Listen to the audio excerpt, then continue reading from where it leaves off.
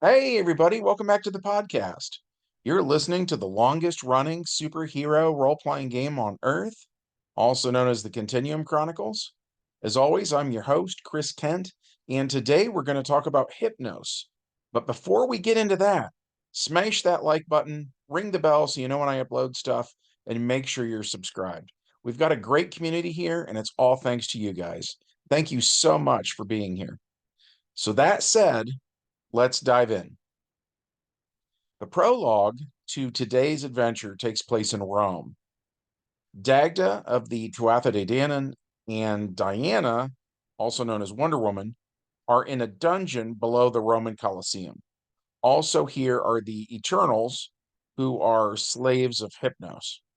From time to time, the heroes think they've escaped, but each time they do, it just turns out to be another one of Hypnos's tricks. So then we get into the main plot of today's game. Years go by, and when Diana doesn't come to visit, the Amazons of Paradise Island begin to worry. So they hold a contest to see who among them is the mightiest.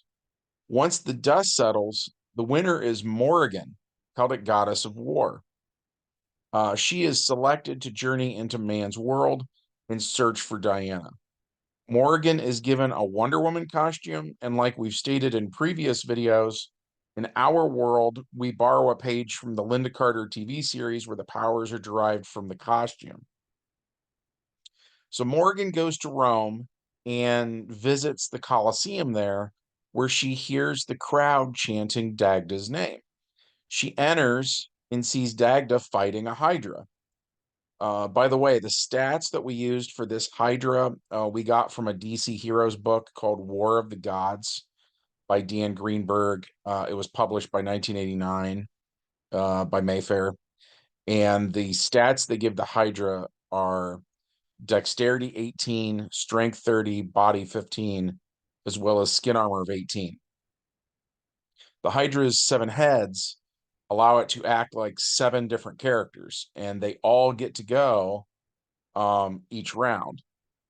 The Hydra pretty much sticks with 18 APs of flame project, so it breathes fire at Dagda every single turn.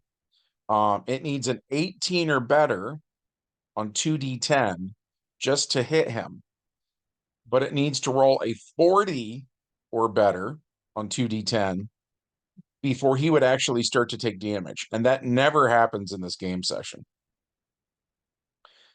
Each of the Hydra's heads has a body of 15, and every time he hits one, he does 20 points of damage. So despite how tough this thing is, he actually makes really short work of it.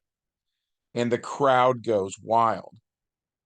Morgan is surprised by what she is seeing, so she approaches Dagda, who at first thinks she is just another one of Hypnos's illusions.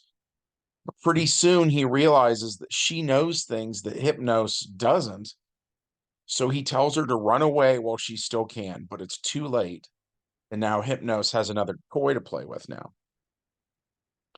So Morrigan also falls under the control of Hypnos, and she's taken into the dungeon below the Colosseum. What happened next was basically a series of escape attempts, none of which worked. So I won't waste your time talking about them, other than to say that, as before, every time it seems like everything is going the hero's way, they realize their supposed escape was yet another illusion. My wife was playing Morrigan in this game session, and we were using stats inspired by TSR's Old Deities and Demigods book, which says that Morrigan has 4 counterparts named Bive, Thea, Macha, and Nevin. So my wife asks a really good question, which was, when the Morrigan has these extra Morgans, basically, is that the same power that we see Dagda do when he creates 12 Dagdas? And follow-up question, are these other Morgans also under the control of Hypnos? Or to word that a little differently, do all of these Morgans or all of these Dagdas have a hive mind? sort of like the Borg from Star Trek. And that in turn led to a rules question where basically it meant that for Hypnos to control multiple characters at the same time, he had to do something that DC Heroes refers to as multi-attack. So for instance, if Hypnos attacks two opponents, he gets a +1 penalty to his roll. Up to 4 opponents would be a +2 penalty. Up to 8 would be a +3. So you get it, right? So on and so forth. Also, in a previous adventure, when we saw Dagda at war with the Firbolg, we saw that he had the ability to turn into 12 guys. And a rules question arose then too, which was, do they all have that power? And we decided yes. So those 12 guys turned into 144 guys. And then those guys turned into 1,728 guys, right? So while Dagda might not have known which square on the map Hypnos was standing in, he starts to multiply. As soon as Morgan gives him the idea, right, he just starts to fill the map, and Hypnos gets overloaded. He can't control all of these characters. And so the more his illusions aren't working, right, the Dagdas see him and attack him to the point that Hypnos seems to die. But like we said earlier, he's an eternal, and the Eternals are only affected by a death that would scatter their atoms over a wide area. And the Dagdas were not that thorough. So while Hypnos will return eventually, it doesn't happen in this adventure. The heroes leave the Colosseum, and Wonder Woman then has a conversation with Athena. Through this whole ordeal, Wonder Woman learned that Athena wasn't really a goddess at all. She was an eternal. And Wonder Woman now knows who the Celestials are and that they abducted cavemen and experimented on them. And some became mutants, like Apocalypse, who is alive right now in Egypt. Some became deviants, and then some were the Eternals. So Wonder Woman is upset that Athena has been letting the Amazons worship her. And Athena says she's been a true friend of the Amazons. And then she also asks, how does Wonder Woman define a god? Athena says some people define a god as one who is worshipped. And they define worship as the treatment you give a god. So by that standard, Athena is exactly what she claims to be.